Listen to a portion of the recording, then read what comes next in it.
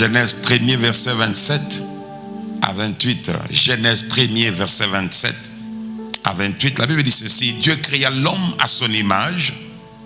Il le créa à l'image de Dieu. Il créa l'homme et créa la femme aussi. Dieu les bénit et Dieu leur dit: soyez féconds. Quelqu'un dit: soyez féconds. Dieu leur dit: soyez féconds, multipliez, remplissez la terre et l'assujettissez, et dominez sur le poisson de la mer, sur les oiseaux du ciel et sur tout animal qui se meut sur la terre. Et Dieu dit, je m'arrête là-bas carrément, il dit: dominez sur le poisson de la mer, sur les oiseaux du ciel et sur tout animal qui se meut sur la terre. Maintenant, je veux que nous comprenions une chose, que l'homme est le reflet de celui qui l'a créé. Qui a créé l'homme, c'est l'Éternel Dieu. Lorsque nous regardons les animaux, nous constatons que les animaux, pendant qu'ils se reproduisent sur la face de la terre, nous comprenons que tous ces animaux sont en fait le reflet de ceux-là qui les ont engendrés. Le chien est le reflet de sa maman. Amen, amen. De la chienne.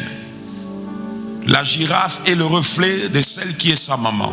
La vache est le reflet de celle qui est aussi sa maman. Ainsi de suite. Maintenant, quand nous arrivons à l'homme, nous constatons que l'homme n'est pas le reflet de l'homme. Alléluia. L'homme est en fait le reflet de Dieu, parce que l'homme a été créé à l'image et à la ressemblance de Dieu. Donc, une image, c'est quelque chose qui est habilité à représenter l'original en son absence. Gloire au Seigneur.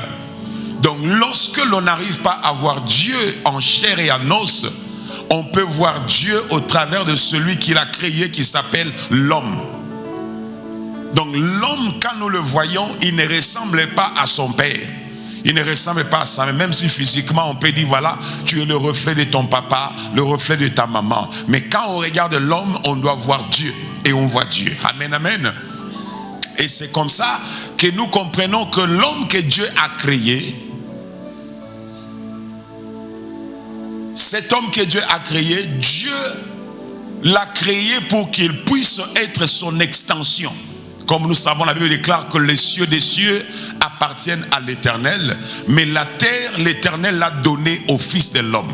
Ce qui veut dire que Dieu a sa juridiction d'où il opère et d'où il domine et il règne. Mais quand il veut dominer et régner sur la terre, Dieu passe par celui qui l'a créé à son image et à sa ressemblance. Parce qu'il faut que tu comprennes que Dieu est esprit. Et l'esprit est habilité à vivre dans un monde spirituel. Un monde qui semble immatériel mais qui est vrai.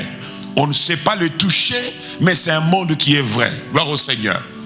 Tout ce que Jean a vu dans le livre d'Apocalypse, par exemple, quand nous lisons d'Apocalypse 1er jusqu'au dernier chapitre, tout ce que Jean a vu et il a décrit sous forme des écrits, c'est en fait la révélation des choses qu'il a vues en esprit. Gloire au Seigneur. Les villes, les esprits, les humes, tout ce qu'il a vu, les trônes, ce sont des choses qu'il a vues en esprit. Et cela lui a aussi été révélé en esprit et par son esprit. Mais cela n'empêche pas que ces choses-là, quand bien même il les a vues en esprit, ces choses-là sont vraies. Amen, amen. La gloire qu'il a vue, les royaumes qu'il a vus, les anges qu'il a vus, ils sont vrais, ils existent. Mais seulement, sur les plans matériels, on ne le voit pas, à moins que Dieu leur donne la grâce de se manifester pour qu'on puisse le voir. Amen, amen. C'est ça qui fait que, maintenant, pour que Dieu exerce ou bien se manifeste dans le monde naturel, Dieu a besoin d'un corps. Comme aussi Satan a besoin d'un corps pour se manifester. Satan veut détruire quelque chose, détruire une ville, détruire une famille. Il a besoin de passer par un homme. c'est-à-dire un corps. Et Jésus lui-même, nous avons vu que pour que Jésus vienne sur la terre, afin d'accomplir la mission pour laquelle Dieu l'avait envoyé, Jésus a dit, tu m'as formé un corps. Tu m'as formé un corps. Dieu a formé, il a donné à Jésus un corps pour qu'en lui formant le corps, Jésus entrait maintenant. Il dit, tu m'as formé un corps et je suis entré dans le monde en disant, voici, je viens selon qu'il est écrit de moi dans le rouleau. Donc Jésus ne pouvait pas entrer dans ce monde matériel s'il n'est pas passé par le fait que Dieu lui a donné un corps, parce que c'est ce corps-là qui lui a permis de s'exprimer. Et c'est dans ce corps-là que Jésus a pu expérimenter la souffrance. C'est dans ce corps-là que Jésus a pu expérimenter la tentation. C'est dans ce corps-là que Jésus a pu connaître la faim. C'est dans ce corps-là que Jésus a pu connaître la soif. C'est dans ce corps-là que Jésus a pu aussi avoir été crucifié. Amen, amen. Et c'est dans ce corps-là que Jésus aussi a été enseveli et il est revenu à la vie. Sans ce corps, Jésus ne pouvait pas se manifester dans le monde. Nous sommes d'accord, Église? Maintenant, quand Dieu créa l'homme, nous devons savoir qu'au 6e jour, quand l'homme apparut ou quand Dieu a créé l'homme, même dans sa création, quelles ont été les premières paroles que Dieu a dit à l'homme? Parce que la première fois que l'homme a été créé, le premier mot qui sont sortis de la bouche de Dieu commence en disant, l'Éternel Dieu les bénit et Dieu leur dit. Qu'est-ce qu'il leur dit? Soyez féconds. Donc, quand l'homme a été formé, après la création, tu te souviens de ce que j'ai enseigné, n'est-ce pas? Quand l'homme a été maintenant formé, il est devenu une âme vivante. Parce que c'était juste un amas de terre, un amas d'argile qui a été façonné. Mais aussi longtemps qu'il n'y avait pas le souffle de vie dans ses narines, l'homme là ne pouvait pas s'exprimer. Maintenant, dès l'instant où l'homme a ouvert les yeux, quand le souffle de Dieu est entré dans ses narines, à ton avis, Dieu ne peut pas permettre que l'homme qu'il a créé voie d'abord autre chose. Donc la première personne que l'homme a vue quand il a ouvert les yeux, il a vu Dieu devant lui. Gloire au Seigneur. Parce qu'il est l'alpha et il veut rester l'oméga. Donc Dieu veut se rassurer que ce soit d'abord moi que tu vois en premier. Tu dois me voir moi. Tu dois me connaître moi. Tu vois, Dieu ne veut pas que l'homme ait d'abord une expérience avec un autre esprit. Dieu ne veut pas que l'homme ait d'abord une expérience avec, je ne sais pas, un arbre. Non, Dieu dit, c'est moi qui t'ai amené dans la dimension qu'on appelle la terre, dans la dimension qu'on appelle le temps. Tu es sorti de moi. Toi et moi, nous étions déjà en train de parler. Maintenant que tu es dans le monde, tu dois me voir encore. Et quand Dieu a fait l'homme, l'homme a vu Dieu. Il a vu si c'est esprit ou si mais il a vu Dieu. Les yeux de l'homme sont ouverts, il a vu Dieu. Et là, ils ont communiqué. Et Dieu lui dira, la première des choses, sois fécond. Amen, amen. Dans la loi de la première mention, il est toujours important de savoir qu'est-ce qui a été dit avant. La première fois qu'on voit le mot Dieu, la première fois qu'on entend que Dieu parle à un humain, qu'est-ce que Dieu a dit à l'humain? Nous voyons que la première fois, parce que tout ce temps, Dieu parlait aux arbres. Dieu créa les arbres, Dieu fait ceci, Dieu parla, que la lumière soit, que la lumière soit. Mais quand l'homme est venu, le premier mot qu'il a dit à l'homme, c'est que l'homme devait être fécond. Quelqu'un dit fécond. Dis-le, Dieu m'a créé et il m'a formé à son image et à sa ressemblance pour que je sois une personne féconde. La fécondité, c'est ma portion. Et c'est là au nom de Jésus. Et ici, je veux que tu comprennes que la fécondité dont Dieu veut que l'homme manifeste, ça va au-delà de la fécondité physique seulement. la procréation. Ça va au-delà de ça. Dieu dit à l'homme, sois fécond. Maintenant, qu'est-ce que être fécond? Amen. Être fécond exprime l'idée premièrement d'être vivant. Quelqu'un dit vivant. Parce que seul le vivant et seul ce qui est vivant peut être fécond. Gloire au Seigneur. Être fécond, je viens de leur dire, exprime l'idée d'être vivant, premièrement. Deuxièmement, d'être capable de produire la vie. Alléluia. Tu dois d'abord être vivant. Deuxièmement, tu dois être capable, en mesure, de produire la vie. Troisièmement, être vivant exprime l'idée de causer, de faire de sorte que tout ce qui est autour de toi soit aussi vivant. Oh, je ne sais pas si je parle à quelqu'un déjà ce soir. Nous sommes au 6e jour, au 6e mois, et nous devons comprendre quelle est la pensée de Dieu pour l'homme. Quand l'homme est formé, il voit Dieu. Dieu lui dit, sois fécond. Tu sais ce que tu dis à un enfant? Il se souvient que la première fois qu'on m'a dit ça, ça reste dans la tête de l'enfant. Amen, amen. Les premières leçons que l'enfant a apprises à l'école, ça reste dans sa tête. C'est ce qui fait que l'enfant sait que la maîtresse lui a dit à l'école, si elle a dit ça, c'est le frigidaire. Et que toi tu dis ça, c'est le frigo, le congélateur. Il te dira, maman maîtresse a dit c'est le frigidaire. Mais c'est la même chose, tu dis non, maman maîtresse a dit une frigidaire. Toi tu vas dire frigo, non. Tu dis congélateur, non. Parce que c'est ça qu'on lui a dit en premier. Gloire au Seigneur. C'est pourquoi tu vas voir Dieu dit, instruis l'enfant dès son jeune âge. Quand il va grandir, qu'est-ce qu'il fera? Il ne s'en détournera jamais. Donc Dieu devrait se rassurer d'abord que Adam me voie moi d'abord, Yahweh Elohim, et qu'il m'écoute moi, qu'il m'entende moi. Ce sont mes paroles qu'il doit garder en lui. Il ne faut pas oublier qu'à ce stade ici, l'ennemi est déjà tombé. Hein? Tu sais ça, non? Il est déjà tombé. Il est déjà en train de sillonner la création. Alors l'homme qui doit venir vient pour dominer, assujettir.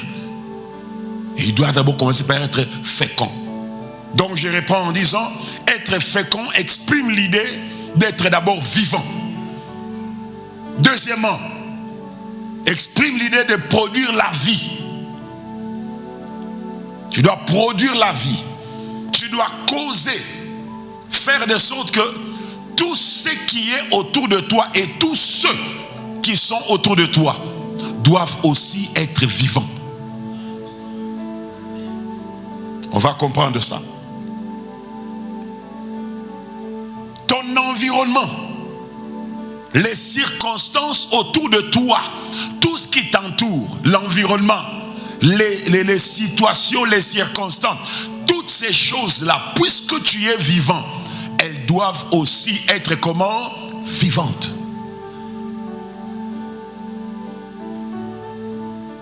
Si tu fais un travail, parce que tu es vivant, ton travail doit être comment? Vivant. Parce que le Dieu qui t'a créé, la vie que tu as, elle vient de qui? De Dieu. C'est la même vie qui est en Dieu. Il te l'a transmise et il espère que toi aussi tu puisses perpétrer cette même vie dans tout ce que Dieu t'a donné. Parce que tu es l'image de Dieu. En son absence, tu es censé faire quoi? Amener la continuité de ce qu'il a commencé avec toi. Laisse-moi te montrer une chose. Quelqu'un dit, tout ce que mes mains touchera doit être vivant et doit prospérer. Tout ce que mes mains touchera, entreprendra de faire, doit être vivant.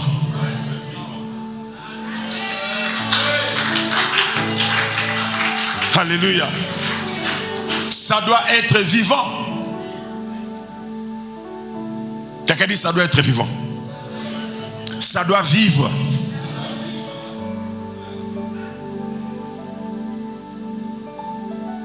Ton environnement doit être vivant. C'est-à-dire quoi?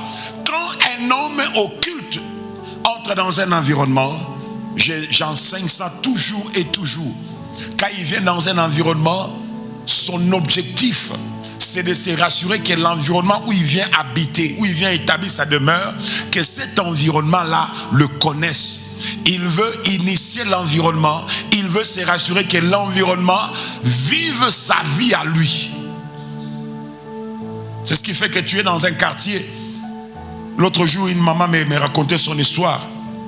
Elle me dit à Kinshasa, elle habitait dans un quartier où c'était connu de tout le monde qu'il y avait une maman. Cette maman-là, c'est elle qui déterminait le succès de tous ceux qui habitaient sur son avenue. Si ce sont les filles, c'est elle qui déterminait qui va se marier cette année.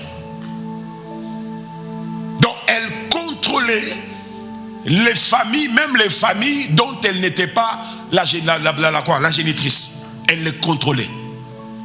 N'as-tu jamais lu dans la parole du Seigneur, on dit ceci, que non, il y avait un homme qui s'appelait Simon le magicien, qui se faisait passer pour quelqu'un de grand.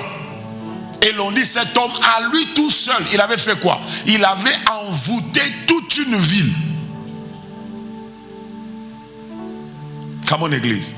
C'est-à-dire, cet homme, à lui seul, il avait pris en otage les chefs, les dignitaires, les habitants, les commerces, les hommes d'affaires, les femmes d'affaires. À lui tout seul, il les tenait dans sa main. Par quelle puissance? La puissance de la sorcellerie. Dans la Bible. Papa, tu t'imagines un homme qui prend Lubumbashi en otage?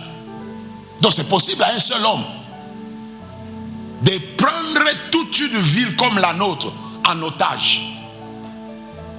C'est lui qui décide quel type de marchandise va marcher, qu'est-ce qui va se vendre, qu'est-ce qui ne se vendra pas, qu'est-ce qui va prospérer, qu'est-ce qui ne prospérera pas.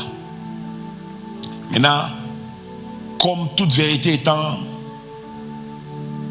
parallèle, si tu as la vie de Dieu, le Zoé de Dieu, toi aussi tu peux être dans un environnement, déjà commençant dans ta famille, ta maison.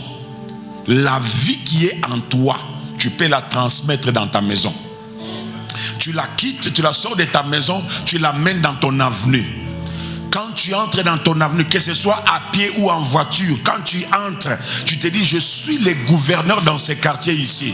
En conduisant, même quand je marche à pied, je n'ai pas de véhicule. Le problème, ce n'est pas la voiture que je conduis. Le problème, c'est les pieds que Dieu m'a donnés. Il m'a dit la première des choses, que je dois être fécond. Alors je transmets la vie. Je transmets la vie. Je transmets la vie. Je transmets la vie.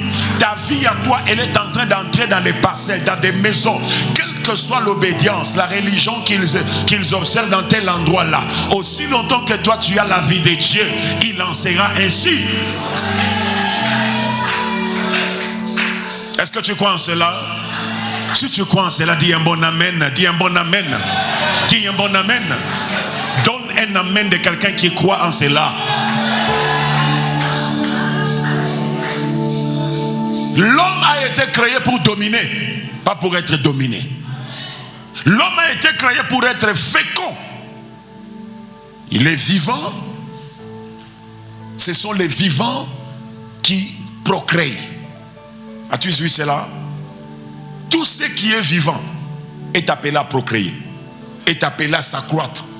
C'est pourquoi quand quelqu'un ne s'accroît pas, on dit non, il y a un problème. Si tu es aussi un chrétien vivant, qu'est-ce qui va se passer? On le saura par ta manière de te multiplier. Par exemple, amen. Quand tu es vivant pour Jésus, on le saura, on le remarquera par ta manière dont tu es en voulant toujours parler de Jésus aux autres. Et quand tu es mort, ça ne t'intéresse plus. Tu ne parles pas des autres. Et beaucoup ont perdu cette vie à force de rester dans des églises. Ils ont perdu cette vie-là. Au lieu de devenir encore plus vivants, ils ont même fini par perdre la vie Mais quand ils ont donné la vie à Jésus, ils étaient tellement vivants qu'il ne passait pas une journée, 2 jours, sans qu'ils ne parlent de Jésus à quelqu'un. Sans qu'ils ne disent aux autres, est-ce que tu sais, j'ai rencontré cet homme de Jésus. Depuis que j'ai la paix, hein, je dors bien. À chaque causerie avec quelqu'un, il doit parler de Jésus. Qui a été là? Qui a été là? Qui a été là avant? Amen. Qui est là encore aujourd'hui? Il faut rester là. Si tu n'es pas là, il faut revenir, retourner à là-bas. Jésus dit dans le livre de Jean, Jean chapitre 5, verset 21. Non, verset 25 plutôt, 25 à 26. Jean chapitre 5, verset 25 à 26. Qu'est-ce que le Seigneur nous dit?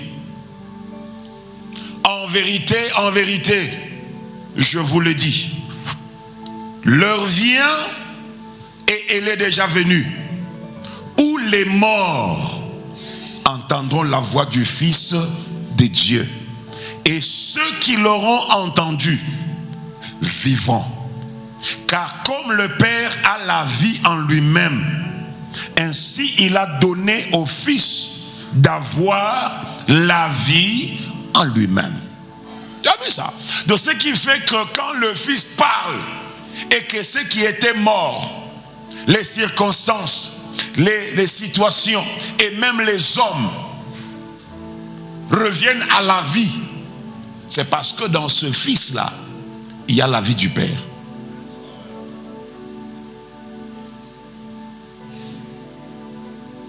Tu regardes ta vie, tu regardes ta maison, qu'est-ce qui est mort? S'il y a des choses qui sont mortes, le Seigneur te dit, je te donnais mandat de commander la vie. Tu as vu ce qui fait que l'arbre est fécond ou l'arbre est à mesure de porter de fruits? C'est parce que dans l'arbre il y a une vie. Les jours où on coupe cet arbre, est-ce qu'on pourra encore recueillir des mangues ou des oranges? C'est fini.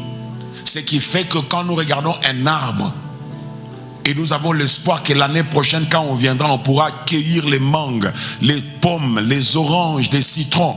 C'est parce que nous voyons comment cet arbre est en train de croître et de produire des fleurs, de s'épanouir. Alors on se dit, ici, il y aura le fruit.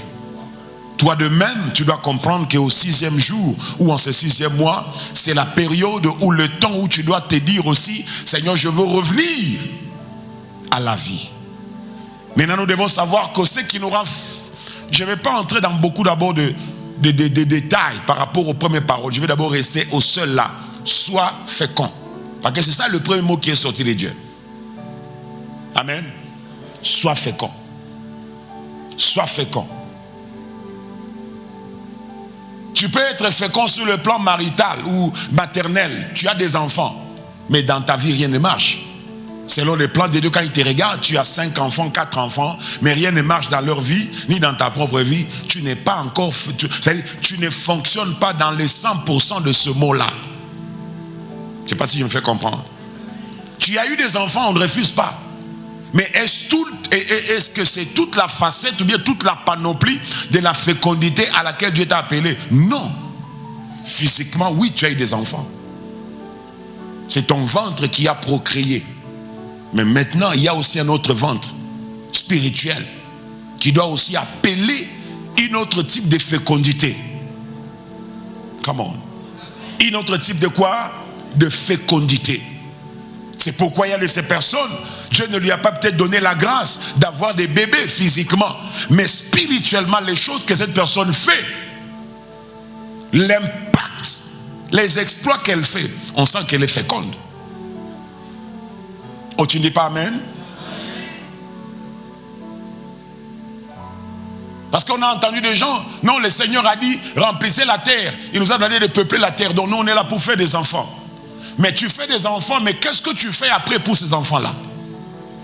Ça veut dire que non, tu n'as pas été vraiment un homme fécond, parce que ces enfants-là, pour qu'ils soient aussi un succès, tu dois créer un mécanisme qui fera qu'ils vont rester en vie. Et quand on dit en vie, c'est-à-dire pas seulement respirer. Ils respirent, mais on sent qu'ils sont vivants. Ils progressent, ils réussissent. N'as-tu jamais vu la malédiction de Jéconias? Dieu a dit, inscrivez cet homme comme privé d'enfants.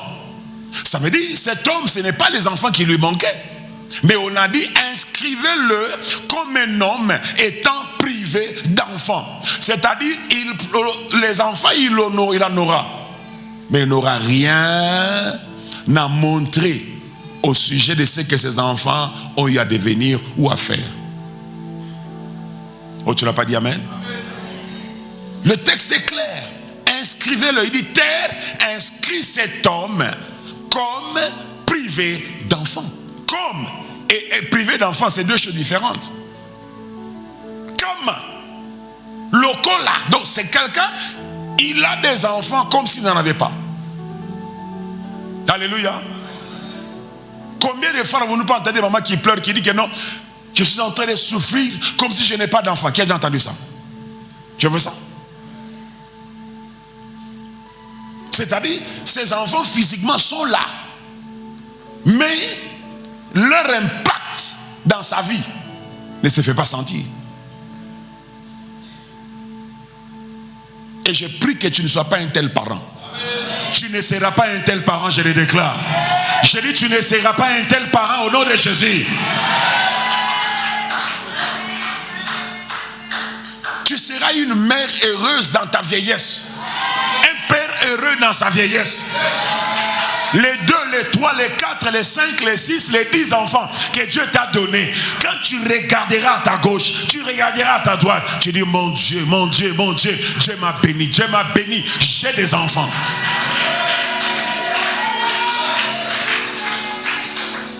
Lorsque l'Éternel regarde Ruben au travers de Moïse, Moïse dit, oh, que Ruben vive.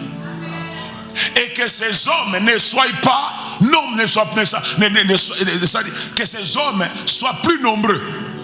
C'est-à-dire, le problème dans Ruben, c'était que les gens, Ruben ne vivait pas, et ceux qui mouraient le plus, c'était les hommes. Et il va maintenant chez Asser, il dit à Asser que le Seigneur plonge ses pieds dans de l'huile. Et puis il dit à Asser, as thy days, so shall thy strength be. En disant que ceci, ta force sera proportionnelle au jour des années de ta vie. Maintenant, je vais t'expliquer ça veut dire quoi. Quand on dit ta force, il dit tel que tes années sont, telle sera ta force. Plus nous vieillissons, nous perdons la force. N'est-ce pas? L'âge que tu avais, quand tu avais 20 ans, mais mon frère, tu courais comme une gazelle. Tu avais facile à soulever, c'est baffe, c'est rien, tu vas soulever. 3, 4, tu fais 6 tours en soulevant, tu ne sens rien. Mais comment se fera-t-il que tu vieillis et ta force est comme le nombre des jours de ta vie?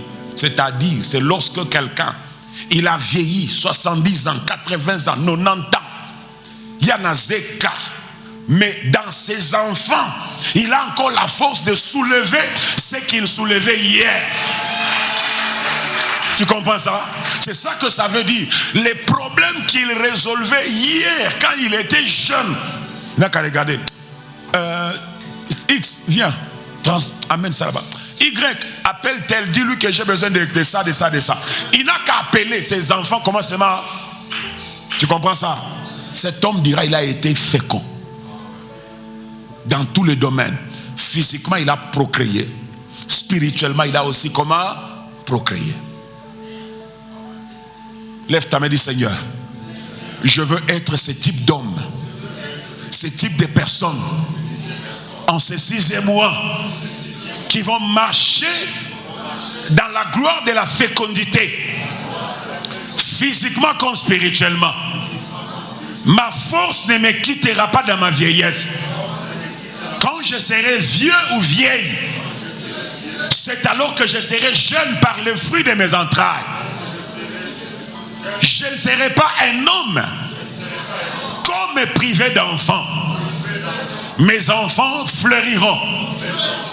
Mes enfants fleuriront. Mon travail fleurira. Mes efforts payeront. Et c'est là au nom de Jésus.